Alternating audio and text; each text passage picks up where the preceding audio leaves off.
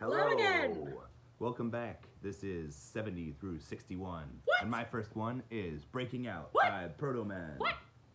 This is a very Bruce Springsteen style song in their rock opera Father of Death Act 2. Rock operas! Yeah, rock operas. This is the kind of new protagonist deciding to leave his town to kind of go out and fight the evils of the world. And Some Mega Man character, probably.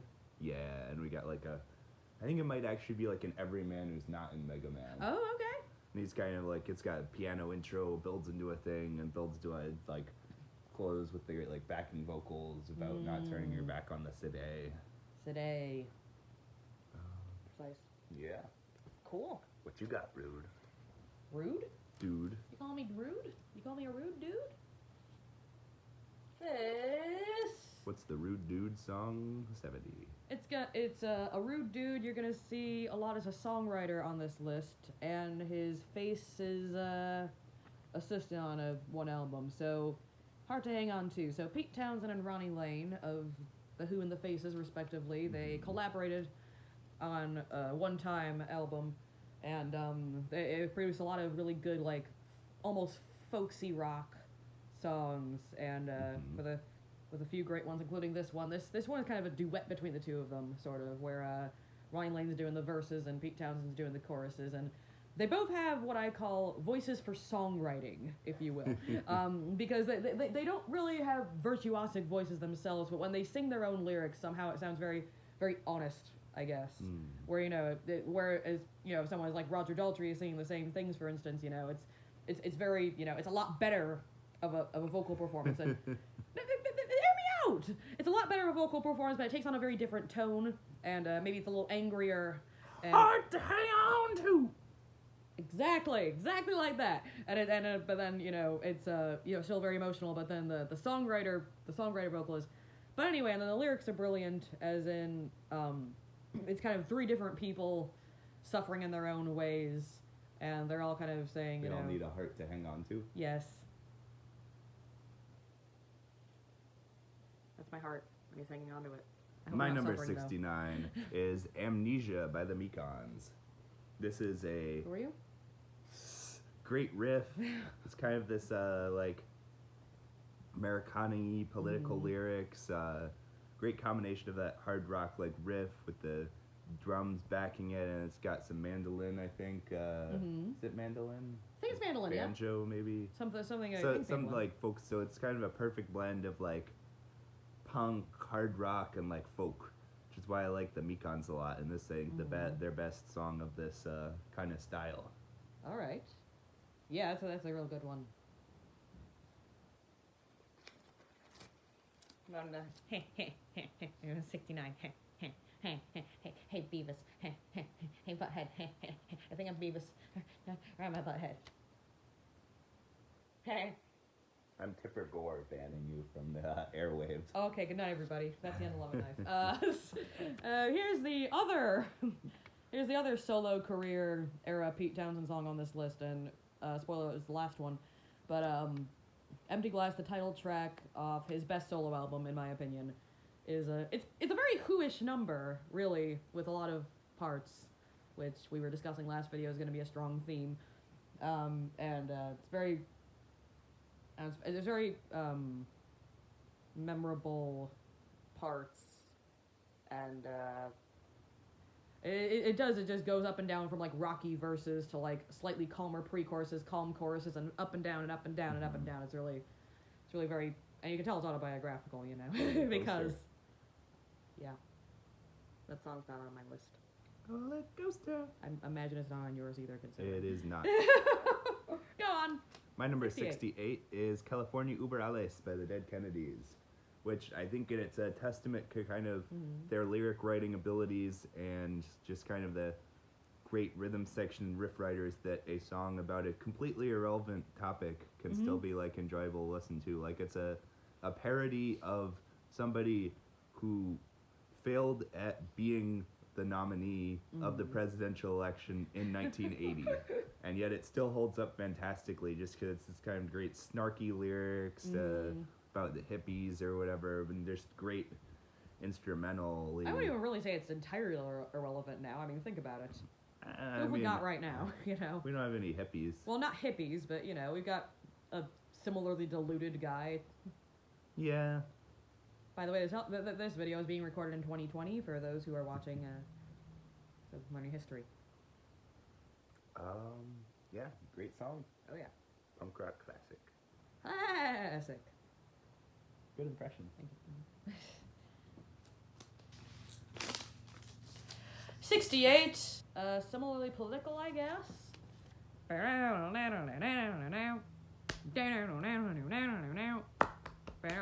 stop. We can stop. John, we can stop. Cult of Personality by Living Colour.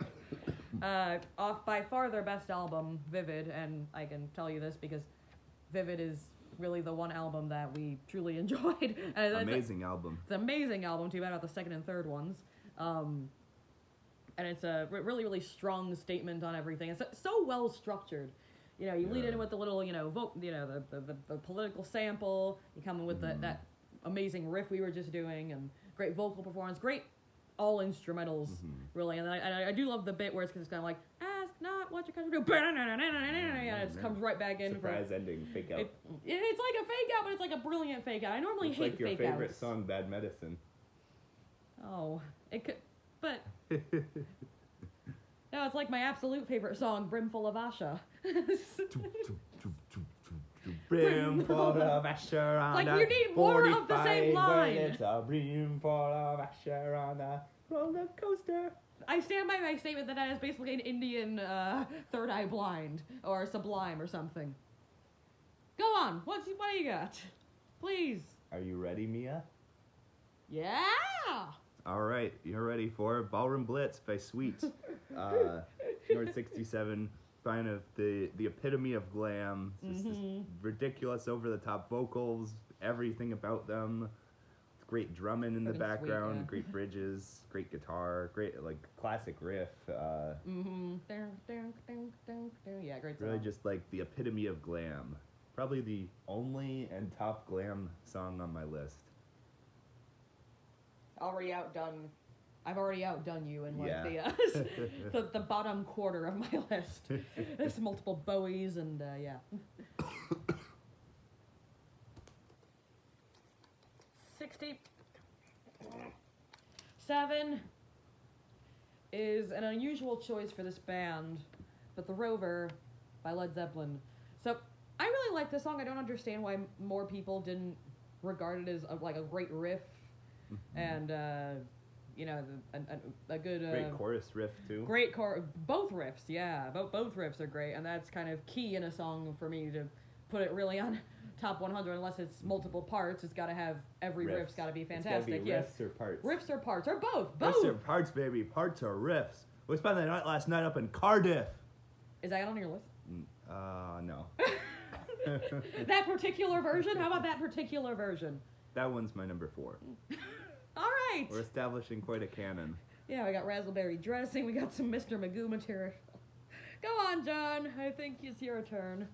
All right, another one from a frequent guy. We have number 66, Love Iron Song by Frank Turner. We're just gonna, anytime we talk about Frank Turner, we just need to refer to him as Frequent Guy. Frequent Guy. Frequent Guy's coming to town. Should we see him? This is kind of a more acoustic ballady one. It's about this kind of stands up entirely like lyrically. It's another of those kind of like turning point songs where like the first half he's about kind of how, you know, he's kind of like gotten disillusioned and jaded by everything, and then kind of the second half of the song he's like, you know, well, everything's bad, you know, we're not defeated, like we can still kind of like change things, you know, either like politically or in his life or whatever. Yeah, just kind of a big, then ends with this kind of crescendo about like with the little like or an after note of like, you know, epilogue perhaps. Epilogue, there we go. And a quiet epilogue too that's a perfect like end to it where it's like, you know, yeah, I'm painted in the morning, but like it was worth it. Vitamin pills. Vitamin pills specifically. It's very British. Boy. As is Frank Turner, really through and through when you think about it. We're going on to a very non-British group now with "Crazy on You" by Heart. So They're British subjects. what? They're Canadian, aren't they?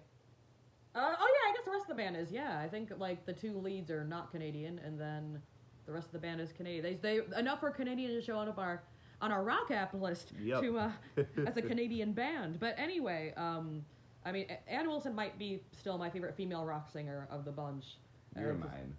Oh, I'm my least favorite. So anyway, but yeah, she's got this really fantastic soprano but still rock delivery, very gritty sort of a deal. And of course, Nancy Wilson on a guitar, especially for that intro, is just very, very distinctive. It's the one Heart song on the list, but it's got the complicated acoustic intro, and then like just they know when Pounds also in. to make it simple with a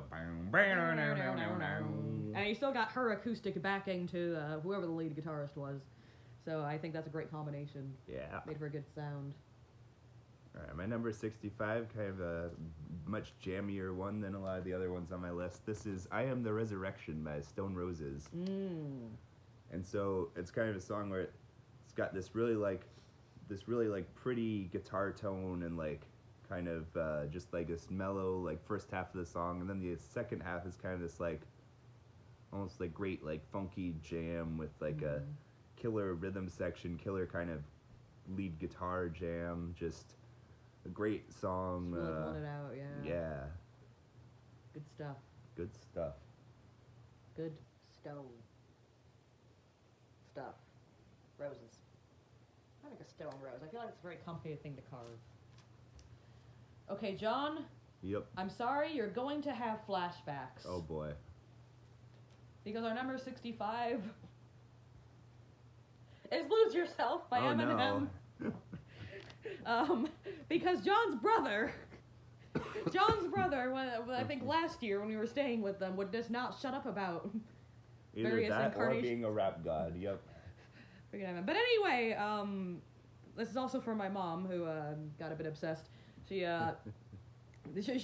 reminded me of what a great lyricist really and rapper Eminem really is, because we kind of think of him as having like this goofy sense of humor all the time. Yeah, that's just a very like authentic, intense like song. And such great like delivery of those very tricky lyrics. Like you try just even saying all of that, you're really tripping over it over and over. And I love the beat of this one. Don't. I like that dramatic piano intro. It's very cinematic for a rap song, which I guess makes sense if it was an 8 Mile. Even in just like his like vowel sounds, he lines things up perfectly. He does. He nails it. Structured everything to like flow really smoothly. It's like way more talented than I think most of the generation has given him credit for. So good on you, sir. Crazy on you. No. My number 64, another frequent guy. Oh, it's Frequent Turner. Frequent Turner, one foot before the other. This is his kind of like one of his heavier songs from his like Frank Turner career.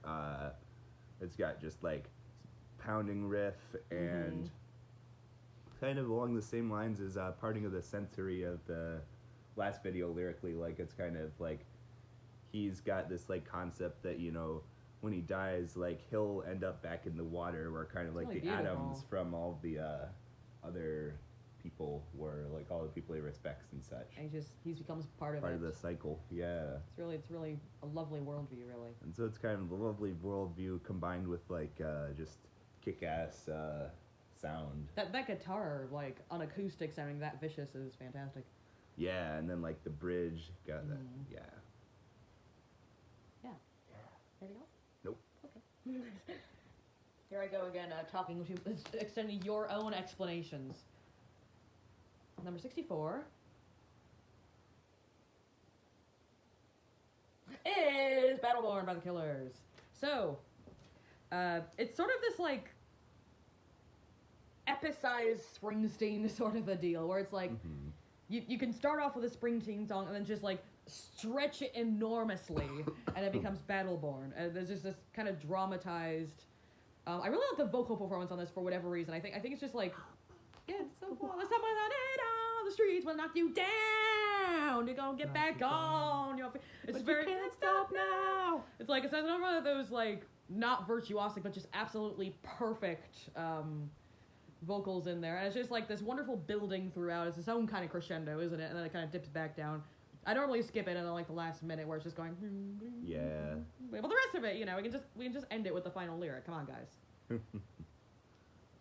My number 63, one from one of Mia's faves. This is "The Real Me" by The Who. Boom. Just like one of Good their one. best riffs.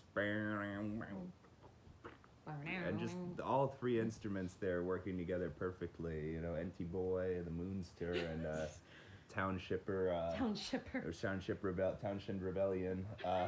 That's his new Townshend name. Rebellion. We got Frequent Turner, Townshend Rebellion, Townsend Rebellion, I guess. Townsend Rebellion, yeah, and they're just kind of...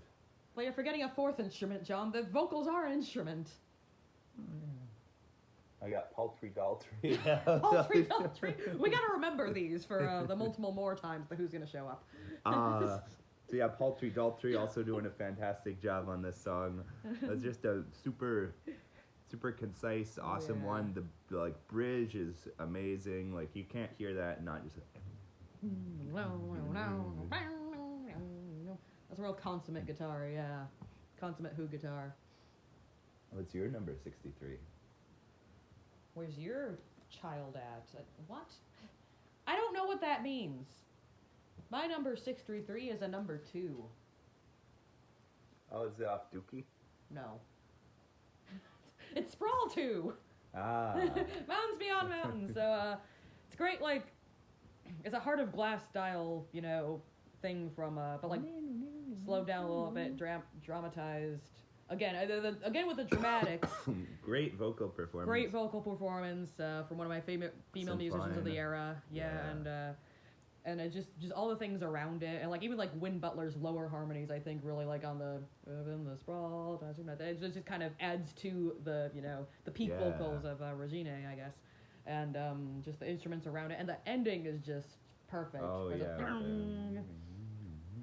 I think it's just a wonderful, wonderful song.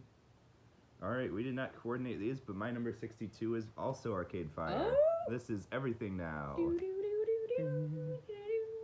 Just such a happy sounding song. It's got a great combination of happy sound, cynical lyrics. Oh yeah, classic Arcade Fire. Yeah. Yeah, kind of with the theme they were trying to do with that album of kind of like all the information and Too bad about the it rest of the overwhelmed album. people. Yeah, too bad about the rest of the Oh, album. well, Creature Comfort is good. That's good. Yeah, Signs of Life is good. Yeah. But that song is amazing. It's just incredibly danceable, incredibly. It does sound like classic Great, Arcade Fire, despite being so recent. Yeah, well, it's like classic Arcade Fire, but then with its own kind of new thing. That's true. Yeah. Great. It's like Arcade Fire meets disco. Yeah. Yeah. Good stuff. Also, that actually almost made it to me, but I hacked it. Hack. I had just barely hacked Sprawl 2, so. Oh, fair enough. traded, Well, there you go. Anyway, number 62 is actually a cover, and actually the cover component is why it isn't higher on the list, because it's. Well, I credit it to both Rod Stewart and the Faces, right? Because it's on a Rod Stewart album, but I think it's basically a Faces cover. All the members of the Faces are there, and it's originally just a very generic Motown song, I think, by the Temptations. And they really, really just amped it up. It's pretty much unrecognizable from the original, and It's just crazy heavy drum jam too. Yeah, it's just all the jamming, and the jamming just wraps up so well with that fast little burst of an ending, and so it's just great stuff. Frickin' Faces. Why can't we have bands like that anymore? We've got that doesn't work. I was gonna say we have Talking Heads, but that's only about a decade later. Yeah. What other? They're also not here anymore. Officially. Yes, that doesn't work very well. What other face puns can we make? There you go. Crazy Morris Arm. Ellis. Oh yeah. It's got arms. Legs by ZZ Top. No. All right, my number 61. Speaking of people getting eaten by whales, you weren't actually speaking of that, were you? I was not. Faces it's always getting the right eaten by whales? time for the Mariner's Revenge song by the Decemberists. Oh yeah. This is a kind of 8-minute epic telling a story of the kid, his mother is kind of killed by this van, and he devotes his entire life to getting revenge on the man, and finally they both end up swallowed by a whale, and then this big climactic finale. Doesn't he takes just his like revenge. kill him inside the Yup. whale? Yep. Spoiler alert. And yeah, I guess Not even really spoiler alert, because they start out in the whale. yes, and but then like he cuts kills him back to- inside the yeah. whale. Is my point. And the chorus is this really like pretty vocal melody, pretty but like brutally intense vocal melody From the by the mother. like mother, is specifying in great detail what to do to him What when you find exactly him. to do to him? And then the ending turns into like this polka with that chorus melody, like Which is speeding up and going perfect. into a frenzy. He's getting it done. I'm sure. So it's Not this, a word has to be said. Yup, this 8-minute long like kind of epic storytelling thing, but it's got enough changes that it's also kind of like keeping things interesting as well. All throughout, there's like new story details added, and new little riffs too. which no disrespect to BOC, but Astronomy does not accomplish. Astronomy's a great song, but where is the storyline of similarly length? The Four Winds Bar. Yeah, but like they have 3 people walk in and they don't do anything. Astronomy. A star. Gravely digs. It's number Mia, 61. gravely digs. Okay, Craig Finn, number 61 is Out of the Black by Royal Blood, and this is gonna be the top Royal. No. Maybe that's where they got it. I don't actually know, but so this is my favorite Royal Blood song, and it starts off with, I think, from what I've heard, the writing is intended to have a drum hook, which is interesting, where the drums are what's memorable. Where it's like dum dum dum dum dum dum dum dum dum dum dum dum dum, but with the bass kind of adding the notes onto it, but it's mostly driven by the drum, and it's kind of like everything Royal Blood inspired me with, like just the use of the 2 instruments, building up, building Synergy, down, synergy, and a great riff, and a great ending, a great outro. I mean, that they're really just kings of outros, and so. Oh yeah, Figure It Out, Lights Out. And like just the whole thing. It was the first song I heard, and so it was kind of a beginning of the end. And that's The end. of This. the D. oh Good. now bye.